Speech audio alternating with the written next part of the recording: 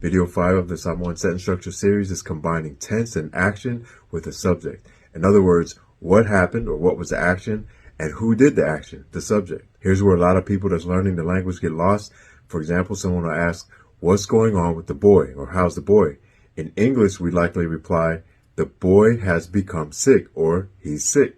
The sentence structure is the subject, the boy, and then the action, has become sick. But in Samoan, we would say the action, and in Samoan, the action comes after the tense. So tense and then the action, and then the subject, the boy, or litama. So ua mai litama, or has become sick, the boy. So here's where the beginners get lost because the sentence structure is flipped. So just as important as learning the definitions, take it to the next level of learning and practice saying your short phrases, starting with the tense, then the action, and then who did the action, the subject. Ua mai litama, or has become sick, the boy. We'll be going into much more detail in the next 8-week Samoan language class beginning January 24th.